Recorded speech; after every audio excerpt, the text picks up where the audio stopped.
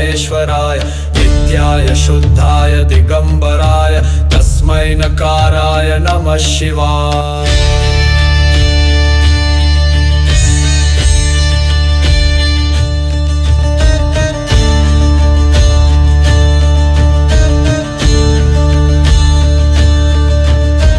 नागेन्द्रहाराय त्रिलोचनाय भस्मांगरागाय महेश्वराय नित्याय शुद्धाय दिगंबराय तस्मै नकाराय नमः शिवाय।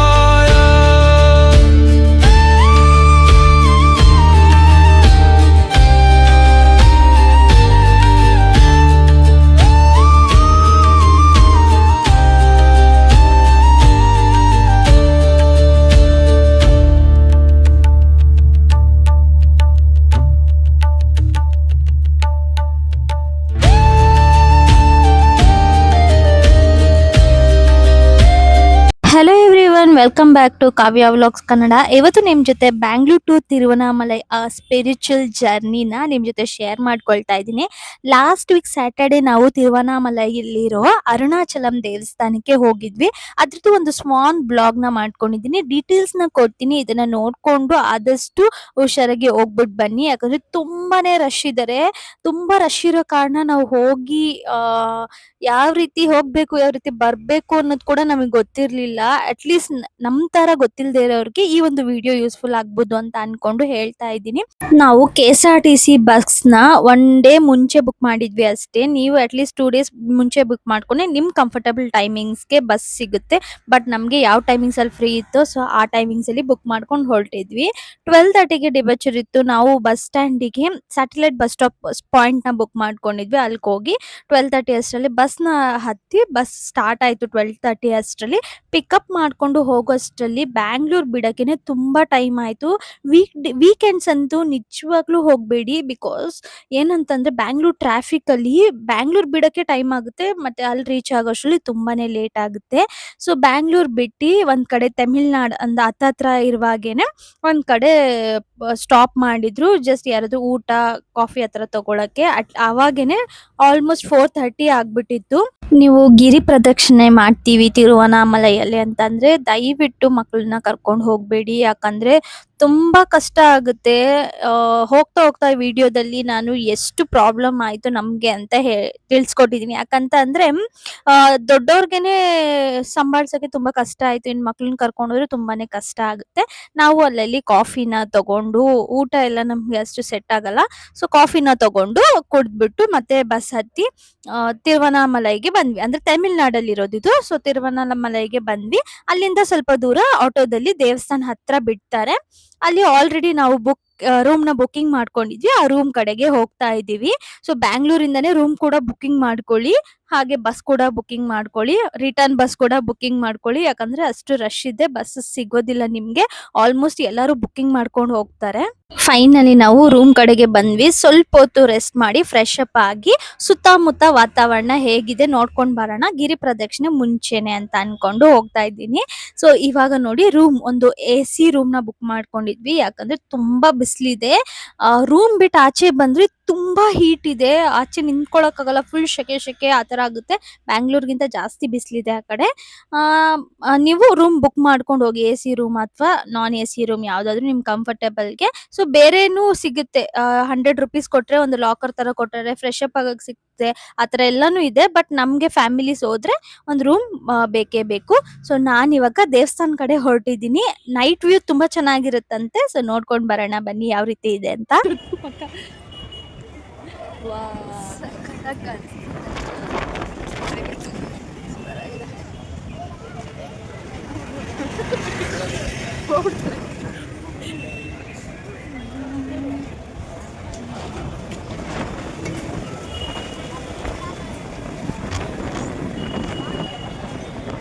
ಅರುಣಾಚಲಂ ಟೆಂಪಲ್ ಇದು.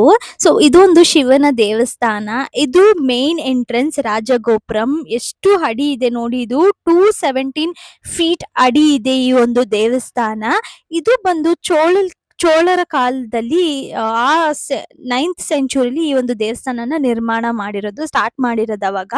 ಸೊ ಆಮೇಲೆ ವಿಜಯ ರಾಜ ಎಂಪೈರ್ ಇರ್ತಾರಲ್ಲ, ಅವರು ಕಂಟಿನ್ಯೂ ಮಾಡ್ಕೊಂಡು ಪಿಲ್ಲರ್ಸ್ನೆಲ್ಲ ಬಿಲ್ಡ್ ಮಾಡಿರೋದು. ಆಮೇಲೆ ಬಂದು ಕೃಷ್ಣರಾಜ ಕೃಷ್ಣದೇವರಾಜ ಒಡೆಯರ್ ಇರ್ತಾರಲ್ಲ ಅವರು ಈ ಒಂದು ರಾಜಗೋಪುರ ಮೇನ್ ಇದನ್ನ ಅವರು ನಿರ್ಮಿಸಿರೋದು. ನನ್ಗೆ ಹಿಸ್ಟ್ರಿ ಬಗ್ಗೆ ಅಷ್ಟೊಂದು ಗೊತ್ತಿಲ್ಲ, ತಿಳಿದಷ್ಟು ಮಟ್ಟಿಗೆ ಹೇಳಿದ್ದೀನಿ. ಸುತ್ತಮುತ್ತ ಜಾಗ ಹೇಗಿದೆ, ಗಿರಿ ಪ್ರದಕ್ಷಿಣೆ ಮಾಡೋಕೆ ಯಾವ ಕಡೆ ಹೋಗೋದು, ಏನು ಎತ್ತ ಅಂತ ತಿಳ್ಕೊಂಡ್ ಬರಕ್ಕೆ ಹೋಗಿದ್ವಿ. ಏನಂತ ಅಂದ್ರೆ ಅಲ್ಲಿ ಎಲ್ಲ ತೆಲುಗು ತಮಿಳವರು ಜಾಸ್ತಿ ಇರ್ತಾರೆ, ಬಟ್ ಕನ್ನಡದವರು ತುಂಬಾ ಕಮ್ಮಿ ಸಿಗ್ತಾರೆ. ಯಾರನ್ನ ನಾವು ಅದೇ ಭಾಷೆಲಿ ಮಾತಾಡಿದ್ರೆ ಅವ್ರು ನಮ್ಗೆ ರಿಟರ್ನ್ ಆನ್ಸರ್ ಕೊಡ್ತಾರೆ, ಬಟ್ ನಮ್ಗೆ ಅಷ್ಟು ಕಂಫರ್ಟೇಬಲ್ ಆಗಿ ಯಾವುದೇ ಕಡೆ ಉತ್ತರ ಸಿಗಲ್ಲ.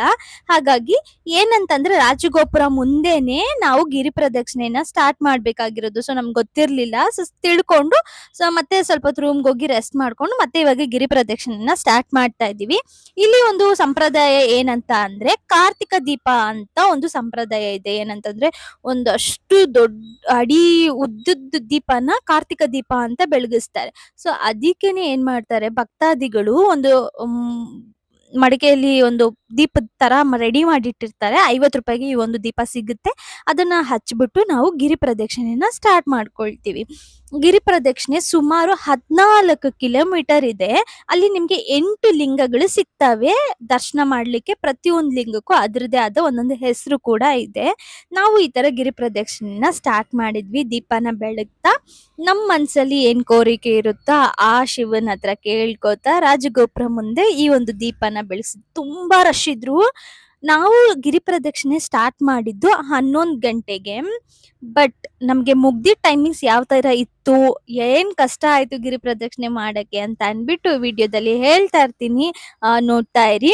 ನಾವು ಅಲ್ಲಿನ ಒಂದು ಬೊಟನ ಇಕ್ಸ್ಕೊಂಡು ಒಂದಷ್ಟು ಫೋಟೋಸ್ ವಿಡಿಯೋಸ್ ನ ಮಾಡ್ಕೊಳ್ತಾ ಗಿರಿ ಪ್ರದಕ್ಷಿಣೆನ ಸ್ಟಾರ್ಟ್ ಮಾಡಿದ್ವಿ. ನಮ್ಗೆ ಸುಮಾರು ಒಂದು 6 ಅವರ್ ಆದ್ರೂ ನಾವು ಗಿರಿ ಪ್ರದಕ್ಷಿಣೆನ ಮಾಡಿದ್ವಿ ಆತರ. ಬಟ್ ಫೆಸಿಲಿಟೀಸ್ ಅಂತ ಹೇಳೋದಾದ್ರೆ ರೋಡ್ ತುಂಬಾ ನಿಮ್ಗೆ ಊಟದ್ದಿರ್ಬೋದು, ಸ್ನಾಕ್ಸ್ ಇರ್ಬೋದು, ಫ್ರೂಟ್ಸ್ ಇರ್ಬೋದು, ಹಾಗೆ ಎಳ್ನೀರು ಈ ತರ ತುಂಬಾ ಜ್ಯೂಸ್ ಅಂಗಡಿ. ಯಾಕಂದ್ರೆ ಅಲ್ಲಿ ತುಂಬಾ ಬಿಸಿಲು, ಎಷ್ಟೇ ಗಾಳಿ ಬೀಸಿದ್ರು ತಣ್ಣಗಾಗಲ್ಲ, ತುಂಬಾ ಬಿಸಿಲು ತರ ಅನ್ಸ್ತಾ ಇರುತ್ತೆ. ಹಾಗಾಗಿ ರೋಡ್ ನಾವು ಗಿರಿ ಪ್ರದಕ್ಷಿಣೆ ಮಾಡೋ ಸುತ್ತ ಫುಲ್ಲುನು ನಿಮ್ಗೆ ಎಲ್ಲಾ ಫೆಸಿಲಿಟೀಸ್ ಸಿಗುತ್ತೆ. ಹಾಗೆ ಇಲ್ಲಿ ನೋಡ್ರಿ ಈ ತರ ಸ್ವಾಮೀಜಿಗಳ ಅದೇ ಹತ್ರ ಬಟ್ಟೆ ಹಾಕೊಂಡು ಕಾವಿ ಬಟ್ಟೆ ಹಾಕೊಂಡು ರೋಡ್ ಫುಲ್ ಗಿರಿ ಪ್ರದಕ್ಷಿಣೆವರೆಗೂ ಕೂತೇ ಇರ್ತಾರೆ. ಅಷ್ಟು ಜನ ಕೂತಿರ್ತಾರೆ. ನಮ್ಗೆ ಫಸ್ಟ್ ದೇವಸ್ಥಾನ ಸಿಗೋದೇ ಇಲ್ಲಿ ಒಂದು ಗಣಪತಿ ದೇವಸ್ಥಾನ ಏನೋ ಸ್ಟಾರ್ಟಿಂಗ್ ಸಿಗುತ್ತೆ. ಅದಾದ್ಮೇಲೆ ನಾವು ಅಲ್ಲಿಂದನೇ ನಮಸ್ಕಾರ ಮಾಡ್ಕೊಂಡು ಹೊರಟ್ವಿ. ಯಾಕಂದ್ರೆ ನಾವು ನೈಟ್ ಮಾಡ್ತಿರೋದ್ರಿಂದ ಗಿರಿ ಪ್ರದಕ್ಷಿಣೆ ನಮ್ಗೆ ಯಾವ್ದೇ ದೇವಸ್ಥಾನ ತೆಗ್ದಿರ್ಲಿಲ್ಲ. ಬಟ್ ಒಂದೊಂದ್ ದೇವಸ್ಥಾನ ನಮ್ಗೆ ಆಚೆ ನಿಂತ್ಕೊಂಡ್ರೆ ಒಳಗಡೆಗೆ ದೇವಸ್ಥಾನ ಕಾಣಿಸ್ತಿತ್ತು. ಆ ತರಾನೇ ಇತ್ತು, ಒಂದೊಂದು ಕಾಣಿಸ್ತಾ ಇರ್ಲಿಲ್ಲ. ಸೊ ಇಲ್ಲಿಂದ ನಮ್ಮ ಜರ್ನಿ ಇವಾಗ ಸ್ಟಾರ್ಟ್ ಆಯ್ತು ಗಿರಿ ಪ್ರದರ್ಶನಕ್ಕೆ. ಇಲ್ಲೇ ಒಂದು ದೇವಸ್ಥಾನದಲ್ಲಿ ಈ ತರ ಪ್ರಸಾದನ ಕೂಡ ಕೊಡ್ತಿದ್ರು. ಮಧ್ಯರಾತ್ರಿ ಸುಮಾರು ಒಂದು 12:30 1 ಗಂಟೆ ಆತರ ಆಗಿದೆ. ಇಲ್ಲಿ ಒಂದು ದೇವಸ್ಥಾನದಲ್ಲಿ ಪ್ರಸಾದನ ಕೊಡ್ತಿದ್ರು. ಅದನ್ನು ಇಸ್ಕೊಂಡು ನಾವು ದೇವ್ರ ದರ್ಶನ ಮಾಡ್ಕೊಂಡು ಇಲ್ಲಿ ಒಂದು ದೇವಸ್ಥಾನ ಇದೆ. ಅಲ್ಲೊಂದು ಕಲ್ಚರ್ಸ್ ಇರುತ್ತಲ್ಲ ಆ ತರ ಎಲ್ಲ ಇದೆ. ಏನಕ್ಕೆ ಈ ತರ ಕಟ್ತಿದ್ದಾರೆ ಅಂತ ಮಾತ್ರ ಗೊತ್ತಿಲ್ಲ. ಯಾಕಂದ್ರೆ ಅವು ಎಲ್ಲಾ ದೇವಸ್ಥಾನಗಳು ಕ್ಲೋಸ್ ಇದೆ, ಯಾರತ್ರ ನಾವು ತಿಳ್ಕೊಳಕ್ ಆಗ್ಲಿಲ್ಲ. ಆ ತರ ಒಂದು ಕಲ್ಚರ್ಸ್ ಇದೆಯಲ್ಲ ಅದನ್ನು ಕೂಡ ನಾವು ನೋಡ್ಕೊಂಡು ಹಾಗೇನೆ ಮುಂದೆ ಹೋಗ್ತಾ ಇದೀವಿ. ಈ ಒಂದು 14 ಕಿಲೋಮೀಟರ್ ನಿಮ್ಗೆ 10 ಕಿಲೋಮೀಟರ್ ಆರಾಮಾಗಿ ನೀವು ವಾಕ್ ಮಾಡ್ಬೋದು. ವಾಕ್ ಮಾಡೋರಾದ್ರೆ ನಿಜವಾಗ್ಲೂ ಆರಾಮಾಗಿ 10 ಕಿಲೋಮೀಟರ್ ವಾಕ್ ಮಾಡ್ಬೋದು. ಬಟ್ ಅದಾಗಿ 4 ಕಿಲೋಮೀಟರ್ ತುಂಬಾ ಕಷ್ಟ ಆಗುತ್ತೆ. ಹಾಗೆ ಹೇಳಿದ್ನಲ್ಲ ಫೆಸಿಲಿಟೀಸ್ ಇದೆ, ಬೆಳಕು ತುಂಬಾ ಇದೆ. ನೀವು ಜನ ನೋಡ್ತಾ ಇರ್ಬೋದು. ಅನ್ಕೊಂಡಂಗೆ ಜನ, ಅಷ್ಟು ಜನ ಗಿರಿ ಪ್ರದಕ್ಷಿಣೆನ ಮಾಡ್ತಿದ್ದಾರೆ. ಸೊ ಭಯ ಅನ್ನತಕ್ಕದ್ದು ಏನಿಲ್ಲ. ಸುತ್ತ ಕಾಡಿರೋದ್ರಿಂದ ಇಲ್ಲಿ ಒಂದಷ್ಟು ಎಲ್ಲ ಕಡೆ ಈ ತರ ಮೆಶ್ನೆಲ್ಲ ಹಾಕಿದ್ದಾರೆ ಪ್ರಾಣಿಗಳಿಗೆ ಹಿಂಸೆ ಆಗ್ಬಾರ್ದು ಅಂತ. ಆದ್ರೂ ಒಂದೊಂದ್ ಕಡೆ ಮೆಶ್ ತೆಗ್ದಿರೋ ಕಡೆ ಈ ತರ ಡಿಯರ್ಸ್ ಎಲ್ಲ ಕಾಣಿಸ್ತಿದ್ವು. ತುಂಬಾನೇ ಚೆನ್ನಾಗಿದ್ವು. ಅವು ಏನಾದ್ರು ಕೊಡ್ತವೆ ಅಂತ ಅನ್ಬಿಟ್ಟು ಆಚೆ ಈ ಕಡೆ ಬರ್ತಾನೆ ಇರ್ತವೆ. ಸೊ ಅಲ್ಲಿ ಸ್ವಲ್ಪ ಒಂದು ವಿಡಿಯೋನ ಮಾಡ್ಕೊಂಡು ಮುಂದೆ ಬಂದ್ವಿ. ಎಲ್ಲಾ ಲಿಂಗಗಳು ಇಲ್ಲಿ ನಿಮ್ಗೆ 8 ಲಿಂಗಗಳನ್ನ ದರ್ಶನ ಮಾಡ್ಬೋದು. ಯಾವ್ದಾವ್ದ್ ಲಿಂಗ ಅಂತ ಹೇಳ್ತೀನಿ, ಬಟ್ ನಾನು ಎಲ್ಲಾನು ವಿಡಿಯೋ ಮಾಡ್ಕೊಂಡಿಲ್ಲ ಯಾವ್ಯಾವ ಲಿಂಗ ಅಂತ. ಬಿಕಾಸ್ ಅಲ್ಲಿ ಬೆಳಕೆ ಇರ್ತಾ ಇರ್ಲಿಲ್ಲ, ಹಂಗಾಗಿ ವಿಡಿಯೋ ಮಾಡ್ಕೊಂಡಿಲ್ಲ. ನಾನು ಯಾವ್ಯಾವ ಲಿಂಗ ನಿಮ್ಗೆ ಸಿಗುತ್ತೆ ಅಂತ ಲಾಸ್ಟ್ ಅಲ್ಲಿ ಹೇಳ್ತೀನಿ. ಎಲ್ಲಾ ಲಿಂಗಗಳನ್ನು ದರ್ಶನ ಮಾಡ್ಕೊಂಡ್ ಬನ್ನಿ. ಒಂದೊಂದ್ ಲಿಂಗ ಆಚೆಯಿಂದಾನೇ ಕಾಣಿಸುತ್ತೆ, ಒಂದೊಂದು ಕಾಣಿಸಲ್ಲ. ಏನಿಲ್ಲ, ಪರವಾಗಿಲ್ಲ. ಯಾಕಂದ್ರೆ ಗಿರಿ ಪ್ರದರ್ಶನ ತುಂಬಾ ಜನ ಇದ್ರು, ನಾವು ತುಂಬಾ ಲೇಟ್ ಆಗಿ ಹೋಗಕ್ ಆಗ್ತಿರ್ಲಿಲ್ಲ ಅಂತ ಅನ್ಬಿಟ್ಟು ನಾವು ಬೇಗ ಹೋಗಿದ್ವಿ. ಇಲ್ಲಿ ನೋಡ್ಬೋದು ನೀವು ಒಂದೊಂದ್ ಲಿಂಗದ್ದು ಇದು ಕಾಣಿಸ್ತಿದೆ, ಒಂದೊಂದ್ ಲಿಂಗ ಕಾಣಿಸ್ತಾ ಇರ್ಲಿಲ್ಲ. ಹಂಗೆ ನಾವು ಪ್ರತಿಯೊಂದು ಲಿಂಗನೂ ದರ್ಶನ ಮಾಡ್ಕೊಂಡ್ವಿ. ಸುತ್ತ ನಿಮ್ಗೆ ಸುಮಾರು ಒಂದು 20-30 ಎಕ್ಸ್ಟ್ರಾ ದೇವಸ್ಥಾನಗಳು ಸಿಗುತ್ತೆ. ಒಂದು ಗಣೇಶನ ದೇವಸ್ಥಾನ ಆಗಿರ್ಬೋದು, ಇಲ್ಲ ಒಂದು ಹೆಂಡತಿಯವ್ರ ದೇವಸ್ಥಾನ, ಈ ತರ ತುಂಬಾ ದೇವಸ್ಥಾನ ಇದೆ. ದರ್ಶನ ಮಾಡ್ಕೊಂಡು ಆರಾಮಾಗಿ ನಾವು ಹೋಗ್ತಾ ಇರ್ಬೋದು. ಸ್ವಲ್ಪ ಏನಂತ ಅಂದ್ರೆ ಲಿಂಗಗಳಿರೋ ಕಡೆ ಸ್ವಲ್ಪ ಜನ ಜಾಸ್ತಿ ಇರ್ತಾರೆ, ಕ್ಯೂ ಅಲ್ಲಿ ಹೋಗ್ಬೇಕಷ್ಟೇನೆ. ನಮ್ಗಂತೂ ಸಖತ್ ಟಯರ್ಡ್ ಆಗೋಯ್ತು. ಆಲ್ಮೋಸ್ಟ್ 10 ಕಿಲೋಮೀಟರ್ಸ್ ಮುಗ್ದಿದೆ ಇವಾಗ. ಇನ್ ನೆಕ್ಸ್ಟ್ ಇರೋದು ಒಂದು 4 ಕಿಲೋಮೀಟರ್ಸ್. ಬಟ್ ತುಂಬಾನೇ ಸಾಕಾಗಿತ್ತು. ಹಾಗಾಗಿ ಇಲ್ಲಿ ನಿಮ್ಗೆ ಒಂದು ಎಕ್ಸರ್ಸೈಸ್ ತರ, ಮಸಾಜ್ ತರ ಮಾಡಿಸ್ಕೊಳ್ಬೋದು. ಅದು ಒಂದು ಫೆಸಿಲಿಟೀಸ್ ಇದೆ. ತುಂಬಾ ಚೆನ್ನಾಗಿ ವರ್ಕ್ ಆಗುತ್ತೆ. 30 ರುಪೀಸ್, 50 ರುಪೀಸ್, ಒಂದೊಂದ್ ಕಡೆ ಒಂದೊಂದು ಅಮೌಂಟ್ ಇದೆ. ಆ ತರ ನೀವು ಹೋಗಿ ಮಸಾಜ್ ಕೂಡ ಮಾಡಿಸ್ಕೊಂಡು ಆಮೇಲೆ ಮುಂದಕ್ಕೆ ಹೋಗ್ಬೋದು. ಸಖತ್ ಕಾಲ್ ನೋಯ್ತಿತ್ತು ಅಂತ ಅನ್ಬಿಟ್ಟು ಒಂದು ಒಳ್ಳೆ ಮಸಾಜ್ನ ಮಾಡಿಸ್ಕೊಳ್ತಾ ಇದ್ದೆ. ಎಷ್ಟೊಂದ್ ಜನ ಮಕ್ಳನ್ನ ಕೂಡ ಕರ್ಕೊಂಡ್ ಬಂದಿದ್ರು. ಏನಂತಂದ್ರೆ ಮಕ್ಳಿಗೆ ಒಂದು ಟ್ರಾಲಿ ರೆಂಟಲ್ ಸಿಗುತ್ತೆ ಇಲ್ಲಿ. ಸೊ ಅದನ್ನ ನೀವು ತೆಳ್ಕೊಂಡು ಮಕ್ಳನ್ನ ಕೂಡ ಸಹ ಕರ್ಕೊಂಡ್ ಹೋಗ್ಬೋದು. ಬಟ್ ಕರ್ಕೊಂಡ್ ಹೋಗಕ್ಕೆ ಆಗಲ್ಲ ಅಂತ ಇಲ್ಲ. ಬಟ್ ಆದ್ರೆ ಏನಂತ ಅಂದ್ರೆ ಮಕ್ಳಿಗೂ ಕಂಫರ್ಟಬಲ್ ಇರಲ್ಲ. ಹಾಗೆ ದೊಡ್ಡೋರ್ಗಂತೂ ಅವ್ರಿಗೆ ಓಡಾಡಿ ಸಾಕಾಗಿರುತ್ತೆ, ಮಕ್ಳನ್ನ ಮೇಂಟೈನ್ ಮಾಡಕ್ ಆಗಲ್ಲ. ಆ ಒಂದು ಕಾರಣಕ್ಕೆ ಮಕ್ಳನ್ನ ಕರ್ಕೊಂಡ್ ಹೋಗ್ಬೇಡಿ, ಅವ್ರಿಗೂ ಕಂಫರ್ಟಬಲ್ ಇಲ್ಲ. ಅಷ್ಟು 2 ಕಿಲೋಮೀಟರ್ಸ್ ಅಂತೂ ನಿಜವಾಗ್ಲೂ ವಾಕ್ ಮಾಡ್ಲಿಕ್ಕೆ ತುಂಬಾನೇ ಕಷ್ಟ ಆಯ್ತು. ನಮ್ ಕಾಲ್ನ ನಾವ್ ಎತ್ತಿಡ್ಲಿಕ್ಕೆ ತುಂಬಾ ಕಷ್ಟ ಆಗುತ್ತೆ. ಹಂಗೆ ಅಂತೆ ಈ ಒಂದು ಜಾಗದ ಪೇಷನ್ಸ್, ಅಂದ್ರೆ ನಾವು ಓಡಾಡ್ತಿದ್ವಿ, ಅದು ತುಂಬಾ ಪೇಷನ್ಸ್ ನ ಚೆಕ್ ಮಾಡಿ ಲಾಸ್ಟ್ 3 ಕಿಲೋಮೀಟರ್ಸ್ ನಿಜವಾಗ್ಲೂ ಯಾರ ಕೈಲೂ ವಾಕ್ ಮಾಡಕ್ ಆಗಲ್ಲ ಅಂತ ಹೇಳ್ತಾರೆ. ನಾವು ಲಾಸ್ಟ್ ಲಿಂಗನ ದರ್ಶನ ಮಾಡ್ಕೊಂಡು ಇಲ್ಲಿ ಒಂದು ಮೋಕ್ಷ ದ್ವಾರ ಅಂತ ಇದೆ. ಇಲ್ಲಿ ಸುಮಾರು ಒಂದು 1000 ಜನ ಲೈನ್ ಅಲ್ಲಿ ನಿಂತಿದ್ರು ಮೋಕ್ಷ ದ್ವಾರದ ಒಳಗಡೆ ಬರಕ್ಕೆ. ಇಲ್ಲಿ ಏನಂತಂದ್ರೆ ಆ ದ್ವಾರದಿಂದ ಆಚೆ ಬಂದ್ರೆ ನಿಮ್ಗೆ ಮೋಕ್ಷ ಸಿಗುತ್ತೆ ಅಂತ. ಬಟ್ ನಮ್ಗೆ ಅಷ್ಟು ಜನ ಆಗಸ್ಟಲ್ಲಿ 2-3 ಅವರ್ಸ್ ಆಗುತ್ತೆ. ಸೊ ದರ್ಶನಕ್ಕೆ ನಮ್ಗೆ ಲೇಟ್ ಆಗುತ್ತೆ ಅಂತ ಅನ್ಬಿಟ್ಟು ನಾವು ಮೋಕ್ಷ ದ್ವಾರ ಒಳಗಡೆ ಹೋಗ್ಲಿಲ್ಲ. ಮೋಕ್ಷ ನಮ್ಗೆ ತಾನಾಗ್ ತಾನೇ ಸಿಗ್ಲಿ ಅಂತ ಅನ್ಬಿಟ್ಟು ನಮ್ಗೆ ಅಷ್ಟು ಪೇಷನ್ಸ್ ಹೋಗ್ಬಿಟ್ಟಿತ್ತು. ಅಷ್ಟರಲ್ಲಿ ವಾಕ್ ಮಾಡಿ ಸಖತ್ ಪೇಷನ್ಸ್ ಹೋಗಿತ್ತು. ಇನ್ನು ಒಂದ್ ಕಾಲ್ ಎತ್ತಿಡೋಕ್ಕೂ ಕಷ್ಟ ಆಗ್ತಿತ್ತು. ಅಲ್ಲಷ್ಟು ಕ್ಯೂ ಅಲ್ಲಿ ನಿಂತ್ಕೊಂಡು ಮತ್ತೆ ವಾಕ್ ಮಾಡೋದು ಅಷ್ಟು ಈಸಿ ಇರ್ಲಿಲ್ಲ. ಹಾಗಾಗಿ ನಾವು ಬಂದ್ಬಿಟ್ವಿ. ಫೈನಲಿ ನಮ್ಮ ಗಿರಿ ಪ್ರದಕ್ಷಿಣೆಯನ್ನ ಇಲ್ಲಿಗೆ ಕಂಪ್ಲೀಟ್ ಮಾಡಿದ್ವಿ. ನಾವು ಈ ಗಿರಿ ಪ್ರದಕ್ಷಿಣೆಯನ್ನ ಮಾಡ್ಕೊಳಕ್ಕೆ ತಗೊಂಡಿದ್ದ ಟೈಮಿಂಗ್ಸ್ ಬಂದು 11:15ಗೆ ಸ್ಟಾರ್ಟ್ ಮಾಡಿ 4:30 ವರ್ಗು ನಾವು ಗಿರಿ ಪ್ರದಕ್ಷಿಣೆಯನ್ನ ಮಾಡ್ಕೊಂಡು ದೇವಸ್ಥಾನಕ್ಕೊಂದು ದರ್ಶನ ಕೊಟ್ಟು ಮತ್ತೆ ವಾಪಸ್ ಬಂದ್ವಿ. ದ್ವಾರದಲ್ಲಿ ರಾಜಗೋಪುರಕ್ಕೆ ದರ್ಶನ ಕೊಟ್ಟು ವಾಪಸ್ ರೂಮಿಗೆ ಬಂದು ಒಂದು 2 ಅವರ್ಸ್ ರೆಸ್ಟ್ ಮಾಡಿದ್ವಿ. ಯಾಕೆ ಅಂತಂದ್ರೆ ದೇವಸ್ಥಾನದ ಬಾಗ್ಲು ತೆಗಿಯೋದು 5:15ಗೆ. ಆದ್ರೆ ಜನ ಆಲ್ರೆಡಿ ದೇವಸ್ಥಾನದ ಕ್ಯೂ ಅಲ್ಲೆಲ್ಲ ಮಲ್ಕೊಂಡ್ಬಿಟ್ಟಿದ್ರು. ಹಾಗಾಗಿ ನಾವು ದರ್ಶನಕ್ಕೆ ಹೋದ್ರೆ ಹೇಗೂ ಲೇಟ್ ಆಗುತ್ತೆ, ಈಗ್ಲೇ ಸುಸ್ತಾಗಿದ್ದೀವಿ, ಟಯರ್ಡ್ ಆಗುತ್ತೆ ಅಂತ ಅನ್ಬಿಟ್ಟು ಸ್ವಲ್ಪ ರೆಸ್ಟ್ ಮಾಡಿ ಆಮೇಲೆ ರೆಡಿ ಆಗ್ಬಿಟ್ಟು ದೇವಸ್ಥಾನದ ಒಳಗಡೆ ಹೋದ್ವಿ.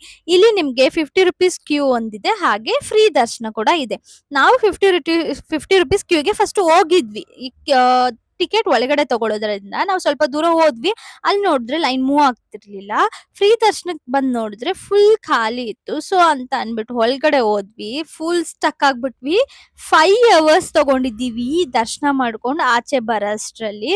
ಕೊನೆಗೂನು ಶಿವಪ್ಪನ ದರ್ಶನ ಮಾಡ್ಕೊಂಡು ಅಲ್ಲಿ ಇನ್ನು ಒಳಗಡೆ ಸುತ್ತಿ 5 ಅವರ್ಸ್ ಆಯ್ತು ದರ್ಶನ ಮಾಡ್ಕೊಂಡು ಆಚೆ ಬಂದ್ವಿ. ಸೀದಾ ನಾವು ಬೆಂಗಳೂರಿಗೆ ಬಸ್ ಹತ್ಕೊಂಡು ಬ್ಯಾಂಗ್ಳೂರ್ನ ರೀಚ್ ಆದ್ವಿ. ಅದೇ ದಿವಸನೇ ನೈಟ್ ಸುಮಾರು 10:30ಗೆ ಬ್ಯಾಂಗ್ಳೂರ್ ರೀಚ್ ಆದ್ವಿ. ಈ ವಿಡಿಯೋ ನಿಮ್ಗೆ ಸ್ವಲ್ಪನಾದ್ರೂ ಯೂಸ್ಫುಲ್ ಆಗುತ್ತೆ ಅಂತ ಅನ್ಕೊಂಡಿದೀನಿ. ಯಾಕಂದ್ರೆ ಹೊಸಬ್ರಿಗೆ ಯಾವ ರೀತಿ ಹೋಗ್ಬೇಕು, ಯಾವ ರೀತಿ ಬರ್ಬೇಕು ಅನ್ನೋದು ಗೊತ್ತಿರಲ್ವಲ್ಲ. ಹಾಗಾಗಿ ನಮ್ಗಂತೂ ಇದೇ ತರ ಜರ್ನಿ ಕೂಡ ಮುಗ್ದು ಮನೆಗೆ ಕೂಡ ರೀಚ್ ಆದ್ವಿ. ಸಿಗ್ತೀನಿ ನೆಕ್ಸ್ಟ್ ವಿಡಿಯೋದಲ್ಲಿ. ಬಾಯ್.